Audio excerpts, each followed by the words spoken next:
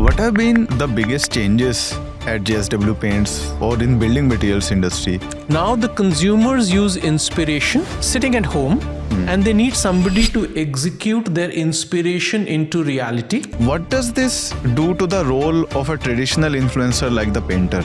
You actually need to work together with the painter and the contractor to make sure that first you understand what is the consumer trying to get and then equip this person to translate that into reality. The role of the influencer is changing. The role of the dealer is changing. What role can technology play with the transformation that is happening in the industry? All those things which the consumer will come and ask for. They have an opportunity to use a lot of technology tools to keep themselves abreast with it and also then help the consumer. How do you look at AI readiness? I feel that the technology savviness as well as your understanding of problem solving rather than using the buzzwords is what is important. Do you see these as like a near-term kind of transformation? I feel that these are here and now.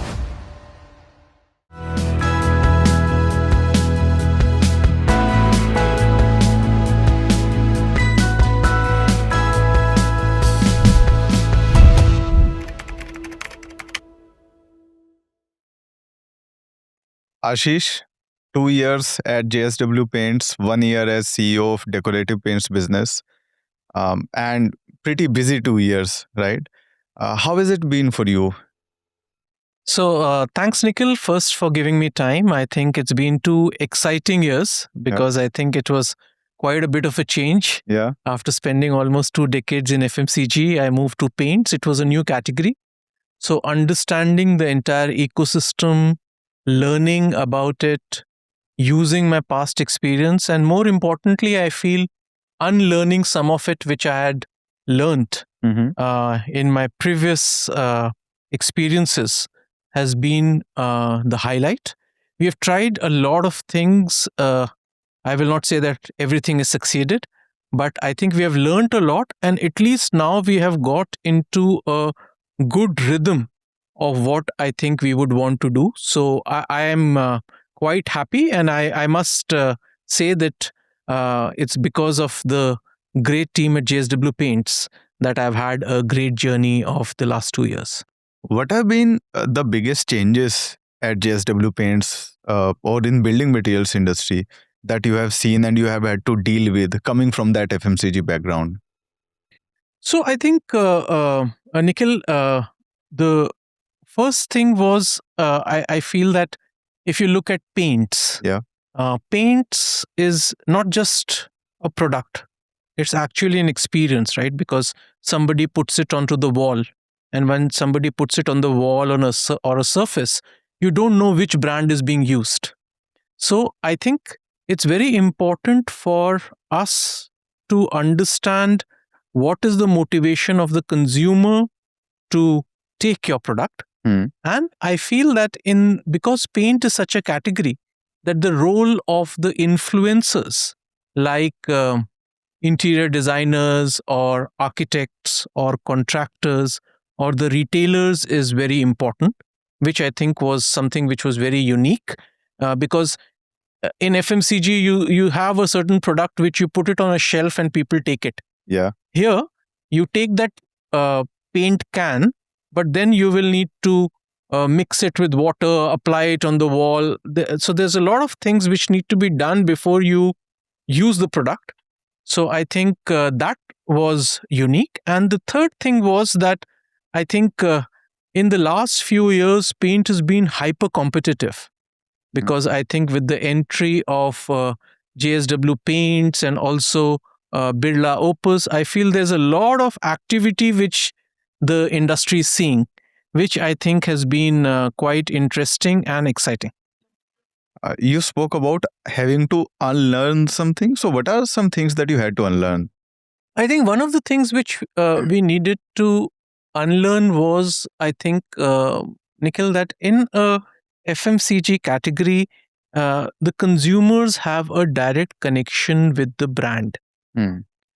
Because, you have the product which you buy and you see the advertising of that product, you consider it and you buy it. In case of paints, I feel it's also a function of recommendation from experts, whether it is architects, interior designers, the retailers, because you basically give only the basis to the retailers. They will tint the exact shade which you want to buy. So that value addition was something which the retailer plays a very important part too. So I feel that this entire role of value addition by influencers and the role of influencers in the painting category was something which I had to really unlearn from my previous life. And on the other hand, are there any things from the FMCG world that you felt could have very direct application in building materials or in paints industry, and where you saw an opportunity to do things differently at JSW Paints? Yeah. I think, Nikhil, I feel that because the paint industry has had two or three large market share players who have existed for a very long time, I feel that one of the things which the paint industry uh, could use from other consumer industries was the level of consumer demand generation as well as building a strong brand. Because finally, the consumer is paying for your product. Yeah. So, how do you make sure that the consumer trusts you, considers you, buys you? It becomes very important.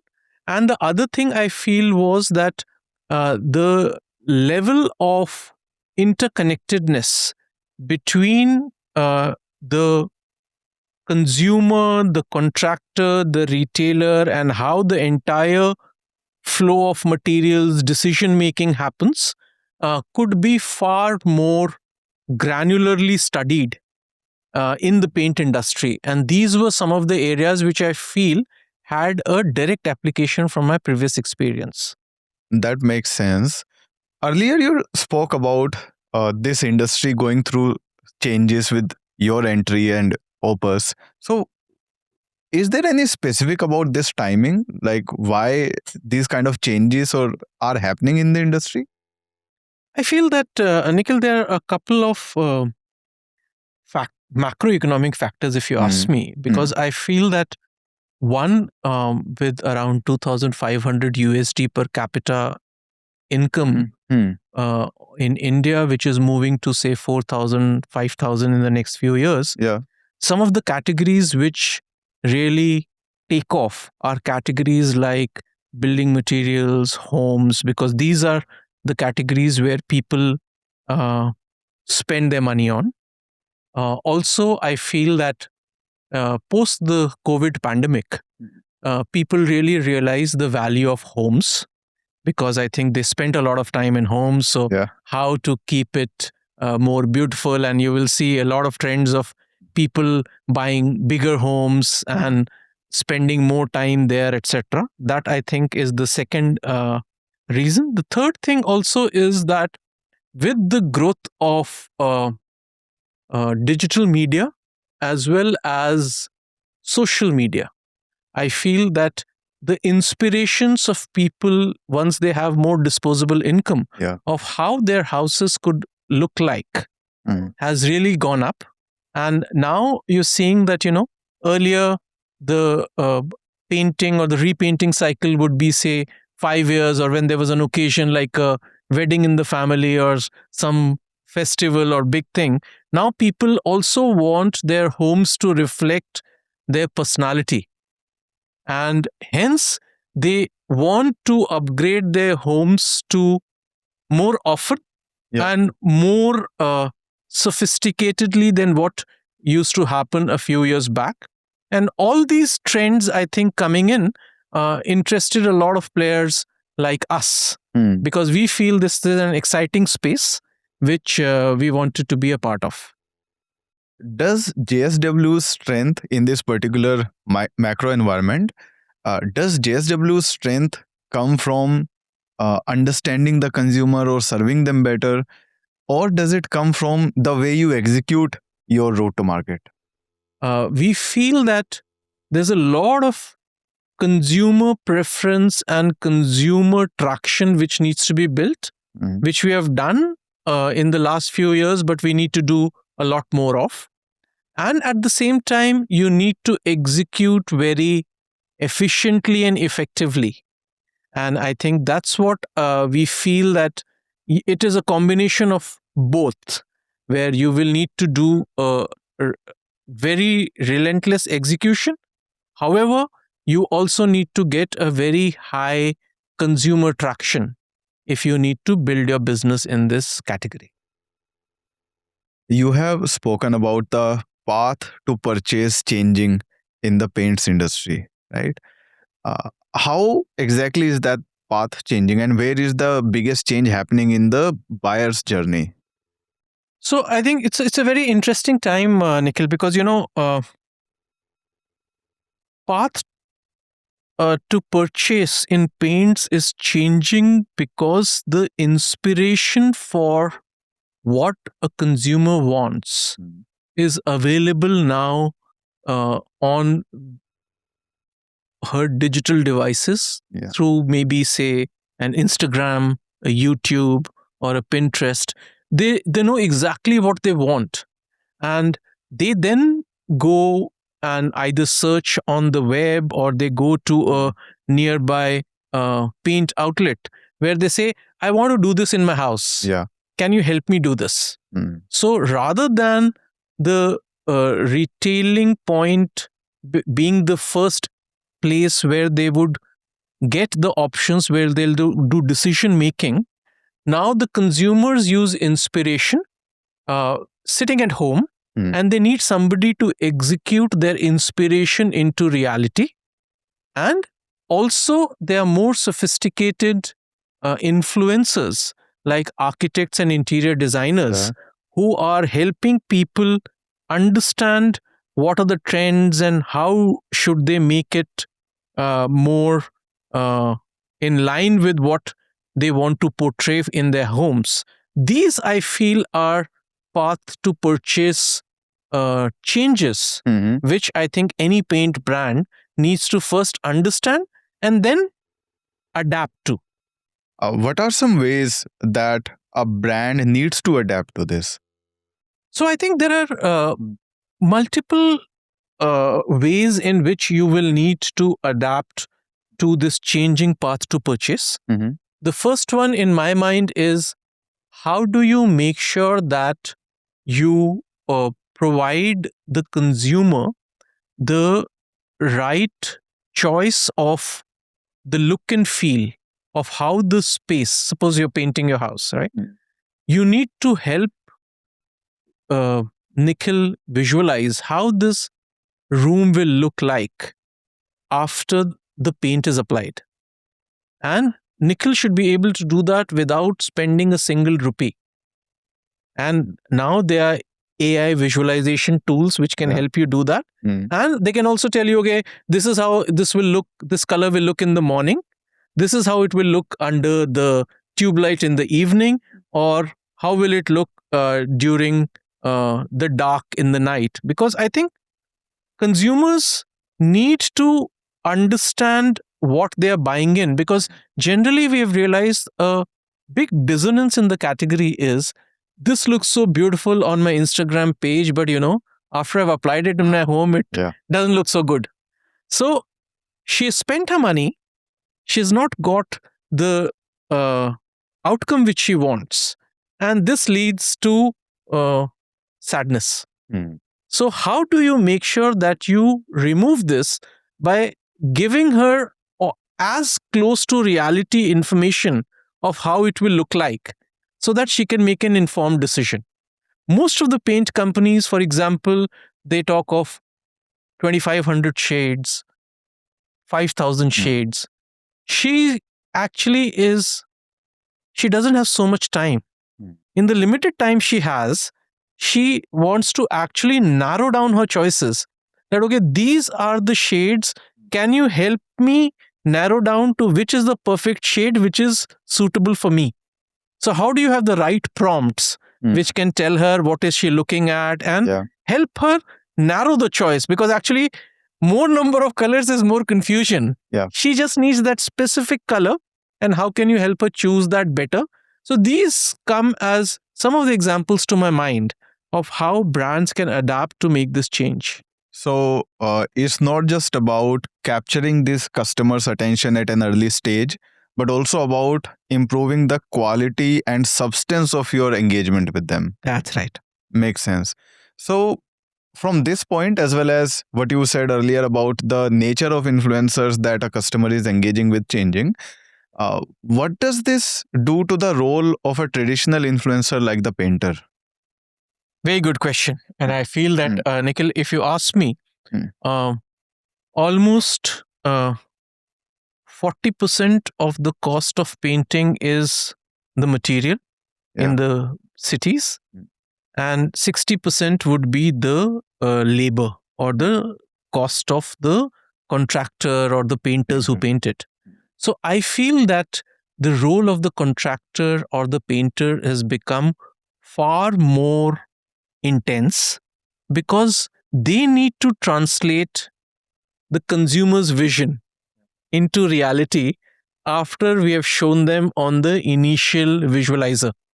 Because finally, if suppose you have a painter or a contractor who's not able to translate what you want on your wall, then you will not get more referrals, you'll not get more business. So I think it's become far more intense, but also far more rewarding, because people are ready to pay a premium if you do the job well, if you do it on time, and if you don't have messiness involved with painting, with the dirty floors, etc. So if you're able to do it more professionally, more time bound, and convert the inspiration of the consumer to reality, you get rewarded a lot more. But it also requires more specialized skills, because you need to be equipped to understand what the consumer wants and translate into reality. So while earlier a brand might have said that I want to use this painter to get more business, or I want to use this painter to get more business, now you also have a more direct stake in making that painter's job successful. Absolutely. Because I think now, as a paint brand, you actually need to work together with the painter and the contractor to make sure that first you understand what is the consumer trying to get, and then equip this person to translate that into reality in that construction site.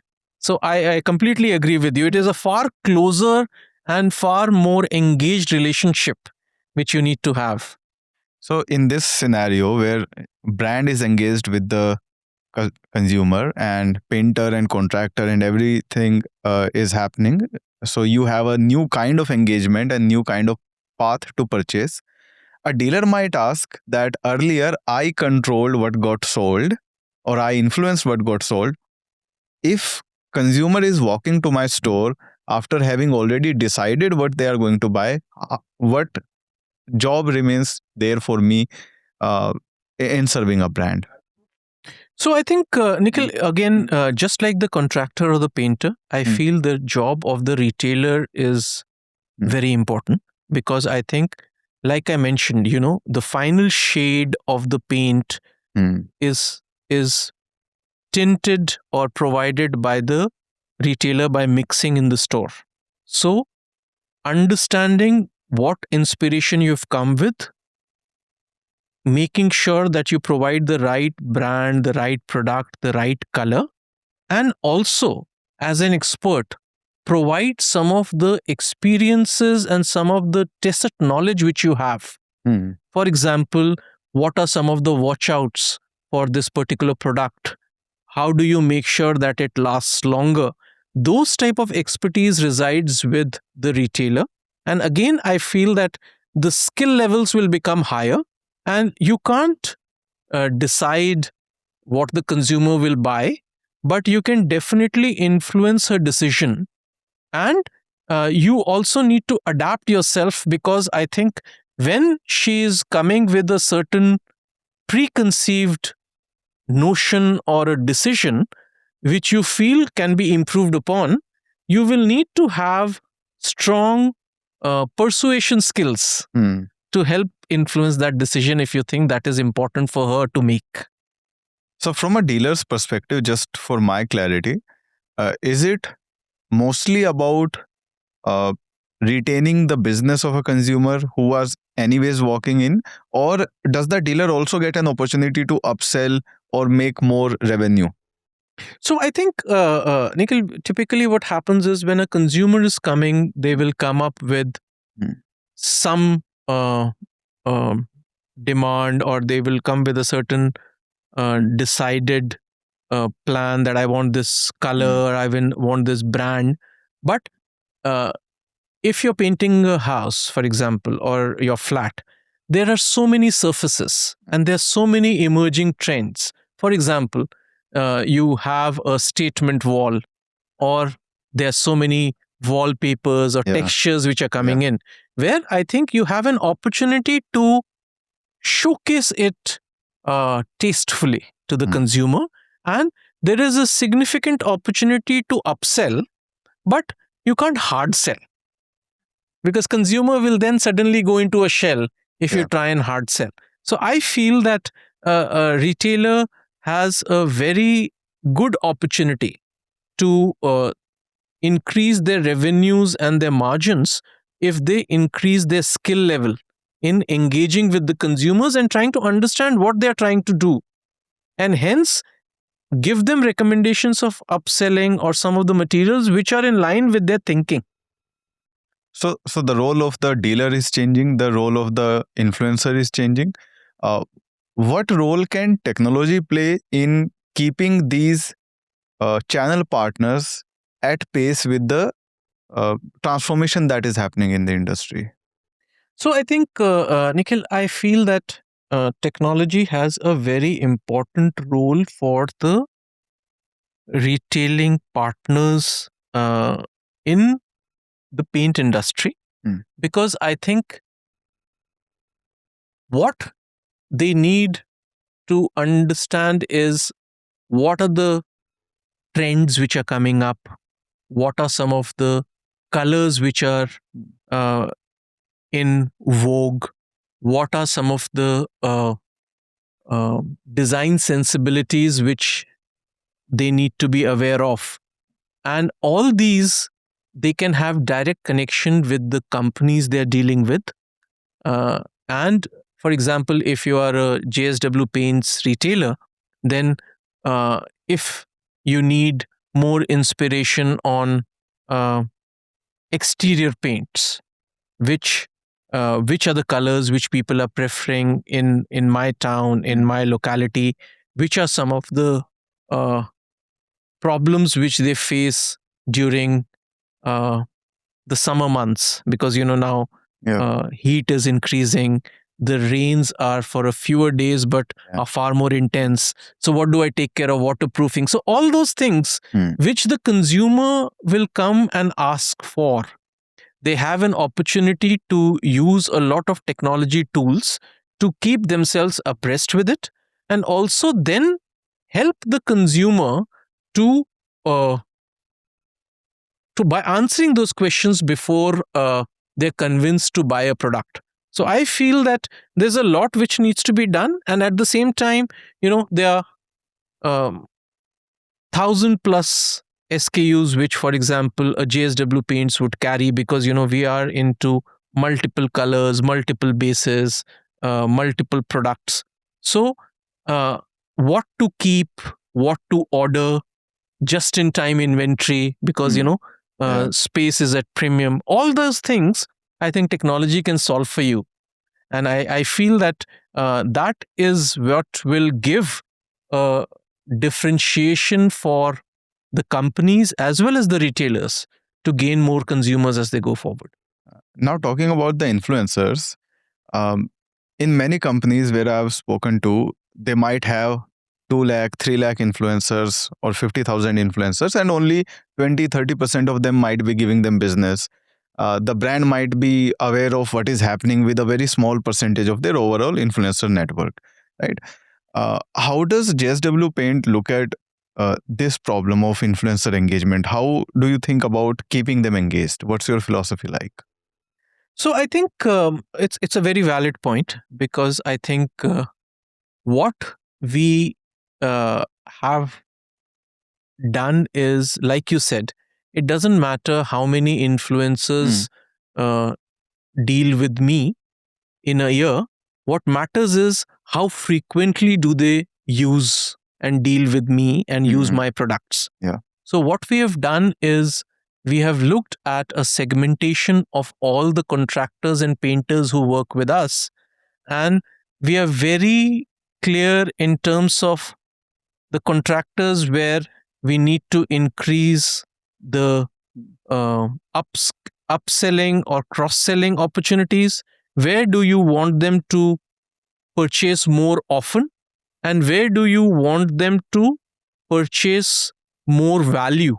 Because I think depending on what they are purchasing and how frequently they are purchasing, there are very different customized requirements which they have, which I think you will need to go for.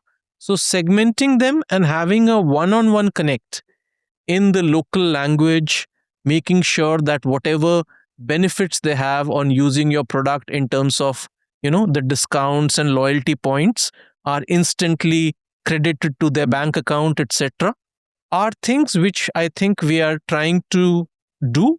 We have learned a lot in this space, but we feel that getting the influencers, especially the contractors and painters, to engage with you and have a certain comfort with you as a brand is very important to grow in this business. So influencer loyalty is one piece. Coming back to dealer loyalty, right? When you try to understand what makes dealers stick with a brand or give them a higher counter share, right? People typically talk about things like margin and all, right? Margin, payment terms. Is that it, or are there other factors which make dealers stick to you as a brand?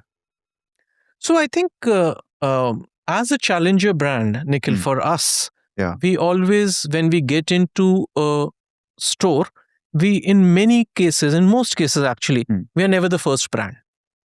We are the challenger brand. And we start with a low counter share. And our growth hypothesis is to gain counter share. So what we need to do is, what is it that a large brand is offering to the retailer?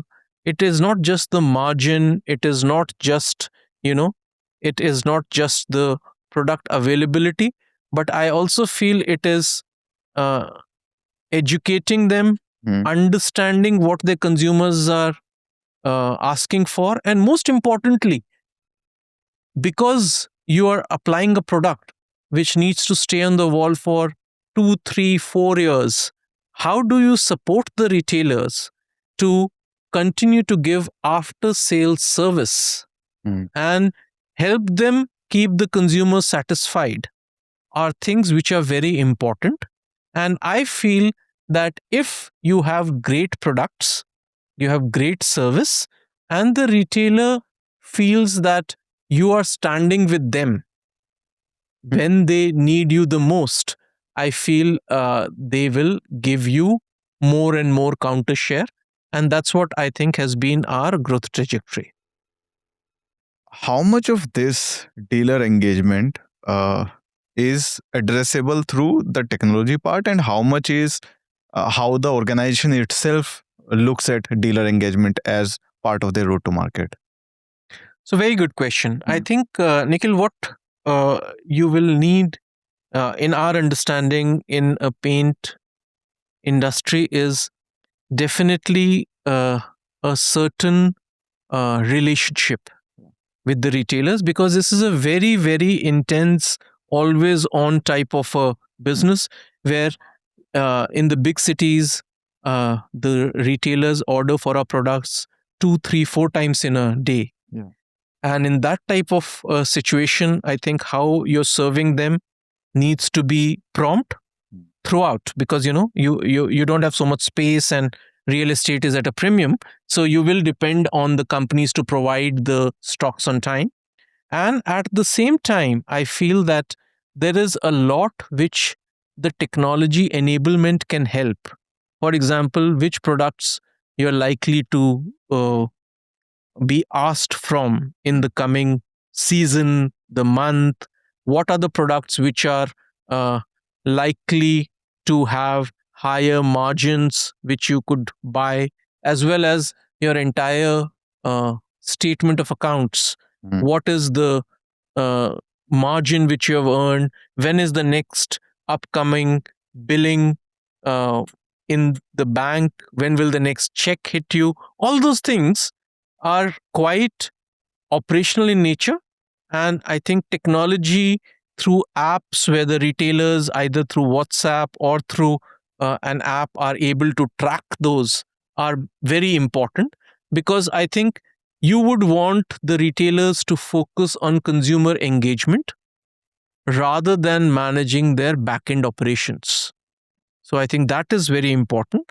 And what we have done is our front end sales team, we call them customer relationship officers.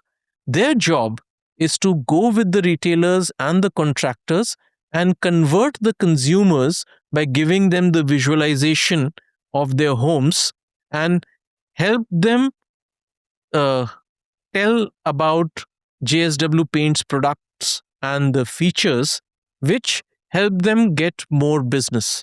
So I feel these are some of the human and technology uh, engagements which help us get more business out of these retailers. Does this complexity of your route to market, where you have multiple parties working on closing one customer, and you have to have this kind of complex engagement, do you see that as a as an advantage for a new player, or is that something that becomes a hindrance? So I think as a new player, Nikhil, what we try to do is, typically in a certain locality, we go with a few select partners. Yeah. We don't go with all partners which are available in that market, because we feel that it is very important for the experience of the consumer to be seamless. You don't want, you know, two retailers or two contractors pitching to the same consumer, because it'll just create some confusion, and then they will start uh, asking for rebates, and we don't think that JSW Paints would want to be known for a low cost brand. We are a very good paint product which provides you a great experience and makes your homes and you look good. So, with that promise, I feel that we have had a channel partner collaboration strategy where we go with select partners in certain geographies so that you avoid this confusion. So far we have mostly talked about consumer channel, B2C channel. There's also projects in paints industry, right? So in paints industry, project channel, there's this process of lead management, right? You identify projects and you try to convert them. You may not get the full business from a project in one go, or maybe at all, right? So how do you think about uh, this particular complexity of the paints industry, and how uh, how does that complicate things for you? So I feel that in the project channel, which is the large builder segments, Yeah. or whether it is the repainting of the cooperative Yeah. housing societies, I feel it is a great and fast growing business, because in the bigger cities, you see more of these projects rather than Yes. individual houses coming Yes. up. And we feel that they require very different skills. And also I feel that because as JSW group, we have our steel business, we have our cement business, and we are also in paints.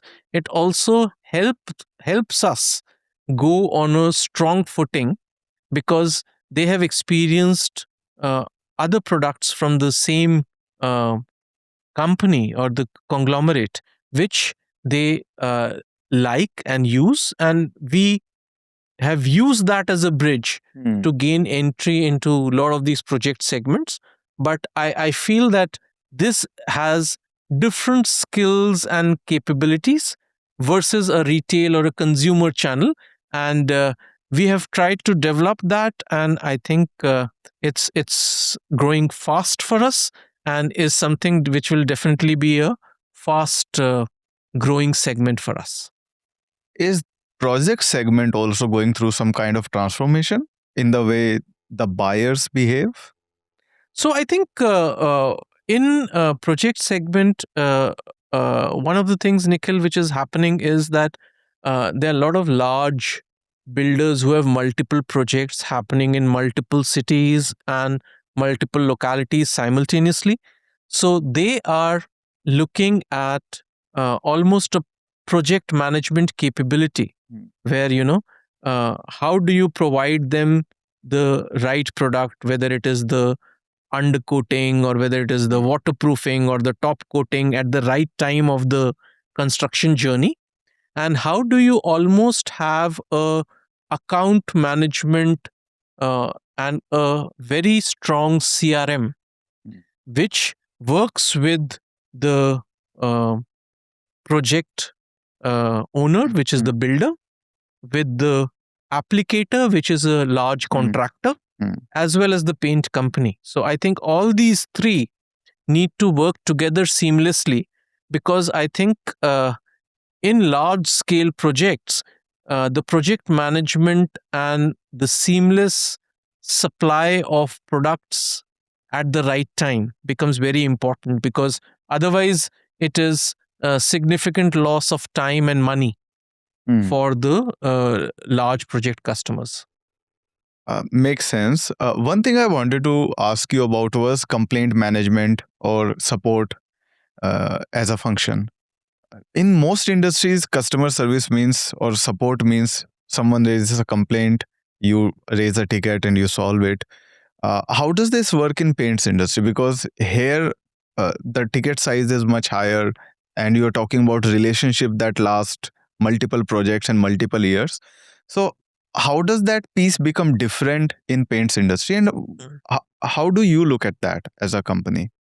So I think, Nikhil, for a young company and a small brand which is a challenger, I think it's very important for us to really keep the consumer happy with our purchase. Because for us, her recommendation to a friend's, family, and peer group is a large part of our growth hypothesis. So what we do is, after the painting is done, we don't think our relationship ends. We continue to be engaged either directly with the consumer in case we have their contact number, or through the contractor or the retailer.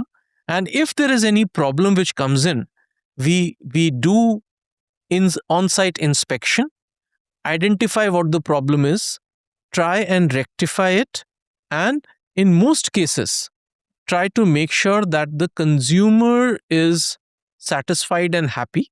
Because we feel, as a young brand, that is very important rather than a transactional relationship where you sell a product and then you move on. So when we were talking about customer acquisition, we were talking about how brand has to work collaboratively with the channel partners to acquire customers. That channel partner can be a retailer or an influencer. Does that come into play in customer support or service issue as well? See, basically, when you have a customer who has used your product, typically they would have bought it from a retailer, because typically in big cities, consumers will not go beyond 1.5 kilometers to buy paint. Maybe in a smaller tier 2, tier 3, they may go to 2-3 kilometers, but there would be a retailer who would be involved, and there would definitely be an applicator or a contractor who's involved.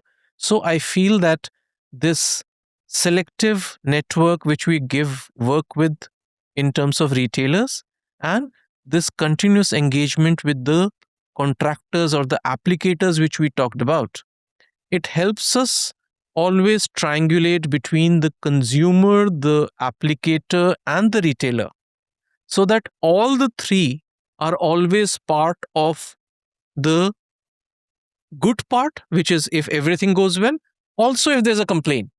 Because finally, that retailer and that contractor will become important when the consumer wants to repaint a house, or if a neighbor or a friend asks for recommendation. So we feel that that relationship needs to be sacrosanct, and typically all the complaint addressal, we do it through the same applicator and the same retailer wherever possible. So not just the customer acquisition, but the entire customer life cycle and beyond. Yes. Makes sense. Now, earlier you touched upon some AI use cases, which was in the path to purchase process, right? What other AI use cases do you see in the paints industry in the near future? Actually, I think, Nikhil, it's a very, very connected industry because, typically you have these tinting machines where the mixing of the different bases happen to give the final color to the consumer. All that data is very rich data which is available to the paint companies. So let me talk of a few use cases which we are very excited about. For example, if you have a front-end sales representative who's going into a store, what is the likelihood of a certain product which will be required by the retailer? What are some of the other trends which you want to convey to the retailer? What are some of the previous challenges which were faced? All those things, if they can come in before you make the visit to the retailer, you can use your time with the retailer far more productively. So I think this is one use case which we are very excited about. Second is, like I said, there are 1,000 plus SKUs which you sell in a retail store, and you keep it in your warehouses or godowns which are spread across the country. So how do you connect whatever is being scanned or by the contractor when they buy a product, they scan it because they get some discounts when they scan. How does that data, along with the tinting data, which is through the tinting machine, flow into the warehouses, and how can you plan your replenishment of products almost on a automated basis with picking up these demand signals is another use case which we have, because there are a lot of these AI solutions which can predict what is likely to sell in a particular outlet. And the third one I feel is this entire communication to thousands of retailers, thousands of contractors across the country in their local language of what are the products, what are the benefits, what are the new launches, what are the schemes. You can almost instantaneously create it using a lot of the AI tools and make it very simple for them to understand almost instantaneously across the country. These are some of the use cases which we are very excited about and we feel are will drive the next phase of growth. Do you see these as like a near-term kind of transformation, maybe 1 year or 2 year, or would these things take maybe 5 years for things to happen on the ground? I feel that these are here and now. In fact, this AI tools to predict the stockouts or what to supply, we're already working on. Yeah.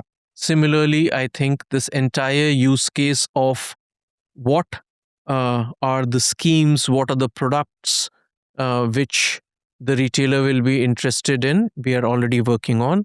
And also this entire communication to the retailer and the influencer about the new products, what is the selling story in a simple sentence which he can pitch to a consumer is something which we are already working on. I feel that there are no more use cases for the future. How quickly you can understand and adapt to the requirements and do it better than others is what the real challenge is. And other than just the quality of recommendations, what would be some factors which would determine whether the sales reps and the retailers and the influencers actually trust and use the AI that a brand will deploy? I think, Nikhil, this is a very, very intense type of an industry. For example, if I am a retailer who is buying products from a company where I'm ordering 4 times a day. Yeah. So you can imagine how much I would be involved in what to buy. Yeah. So if I'm getting that recommendation on an ongoing basis, I will get to know whether the recommendation is right or wrong. And my trust will get generated within a few days. And once I trust that solution, then I will be carefree. And I will not have one more headache where that let me see what to buy. Similarly, what is my account balance? How much of my billing is overdue? How much of a lead time do I need to keep to make sure that I rotate my working capital smartly? All those things I think are easily available. And many of these, especially if you look at the B2C space or the consumer space, many of these retailers are also consumers. They're already doing. Yes. So I feel that the adoption is fast, and also the accuracy of your system is easiest to establish because you are having a lot of repetitive transactions with the same customer. So that's why I feel it'll establish very fast, but you need to understand how do the consumers or the partners use it, because you need to be able to be a part of their habit. You can't inculcate a new habit. For example, if they feel that WhatsApp is the most convenient medium for me to know what I need to have as my replenishment order, then you need to talk to WhatsApp. Because if you create a separate app and the consumer is or the retailer is going on a WhatsApp, then he may not open your app every time. So all those, I think the interconnectedness, there's a lot of consumer journey work which is required. But if you do it well and if your models are robust, I think adoption is quite fast. Understood. So it makes sense on the route to market side. Another thing where AI is coming into the picture is how organizations are building their teams, right? Whether that's their IT teams, sales excellence teams, right? How do you look at AI readiness of your own internal team? Like, how should companies plan for that? See, my point is, Nikhil, I feel that AI has become more of a buzzword. People use it quite liberally, even the large language model, and these are fancy cool stuff to use. I feel it's very simple actually, because if you have a business problem which you are able to solve using technology, and you can do it better than what you were doing it before, and better means faster, higher growth or lower cost, then you need to implement it. For example, a simple task like I need to get a job description of a new role which I need to hire. With an agentic AI solution like a Claude or a Chat GPT, I may be able to do far faster than what I would do in a traditional way by briefing my HR team. They will take a few days to come back. So I think all these productivity gains are here and now. And I feel that the technology savviness as well as your understanding of problem solving rather than using the buzzwords is what is important, especially on the top table with your CXOs. Because each of them needs to be doing it themselves rather than, an IT department or a digitization department doing it for you. So it's been a great interaction so far, Ashish. I have one last question from you.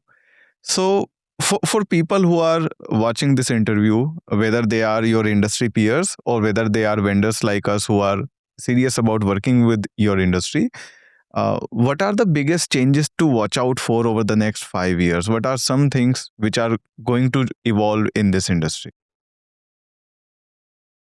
It's a very open-ended question, Yes. Nikhil, but let me try and answer. I think the first thing, I feel consumers will become increasingly more central in the decision making process, because finally they are paying for the uh, paint Yeah. or the construction industry, and I think they will want to know more and they would want to take more informed decision. Our role as paint companies and the entire ecosystem of influencers and channel partners will be how to make their journey more seamless. That's the first change I see coming in. The second change which I see coming in is that the consumers will be more and more money rich and time poor. So, in the 15 minutes or the 20 minutes where they need to make a decision on their painting job, you should be able to help simplify their decision. And rather than giving them thousands of choices which confuses them, you need to help them make the right choice, which is the right shade, the right product for them. And I think you need to help the consumer navigate that changed path of purchase more seamlessly. And the third thing is, I feel that there will be a lot more reliance on technology to help do the repetitive and simple tasks, and the entire focus of the paint companies and the entire ecosystem will be on driving better consumer experience and satisfaction. Because I feel that still, and if I talk of the paint category, people still feel that, painting my job is a chore. My house will get dirty, I will have to move the entire furniture and stuff like that. How do you make sure that it becomes a seamless experience where they ask somebody to do it, they do it on time, they do it in a proper fashion, and they clean the place before and after so that the consumers feel more happy. And I feel that this skill building for all of us will need to be a few notches more, because if you paint a house, Nikhil, you'll typically spend, say, a flat, a 3-bedroom flat, you will pay a 50,000 to 1 lakh. A similar outlay you will do when you buy, say, a smartphone, a good smartphone. But the amount of research and the knowledge which you have about the smartphone which you buy, or a refrigerator or a TV which you buy, is far higher than what you would do for the paint. I agree. That, I think, will change in the coming few years. Thanks a lot, Ashish. It has been a very educational discussion for me, and I'm sure our audience will also like it. So, really appreciate your time and your insights. Thank you, Nikhil. Thank you for having me. And I really think that whatever we have spoken today is inspirational for people. And I would love to hear from you how people reacted to it and did they find it useful, because I really appreciate you spending so much time with me. Thank you. Thanks a lot, sir.